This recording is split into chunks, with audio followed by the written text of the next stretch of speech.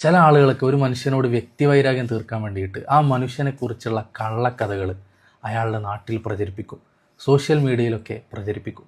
അങ്ങനെ നാട്ടുകാരും കുടുംബക്കാരും മഞ്ഞപ്പത്രങ്ങൾക്ക് അത് ഏറ്റെടുക്കും. എന്നിട്ട് നമ്മൾ തന്നെ വിധി എഴുതും, നമ്മൾ വിചാരിച്ച പോലെ നല്ല മനുഷ്യൻ, അയാൾ മഹാമോശമാണ്, പുറത്ത് കാണുന്ന പോലെ ഒന്നല്ല. പിന്നീടുള്ള ആ മനുഷ്യൻ്റെ ജീവിതം ഇത്തരത്തിലുള്ള ഒരു സംശയവും ആരോപണവും ഒക്കെ പേറിക്കൊണ്ടുള്ള വളരെ വേദനാജനകമായ ജീവിതമായിരിക്കും.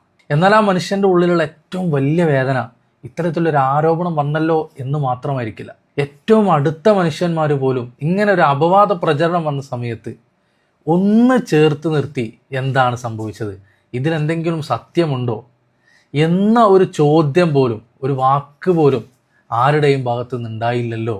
അവരൊക്കെ ഇങ്ങനെ ഒരു ആരോപണം വന്ന സമയത്ത് എന്നെ എതിര് പറഞ്ഞ് തള്ളിക്കളഞ്ഞല്ലോ എന്ന ഒരു വേദനയായിരിക്കും ആ മനുഷ്യന്മാരെ മരണം വരെ വേട്ടയാടിക്കൊണ്ടിരിക്കുക.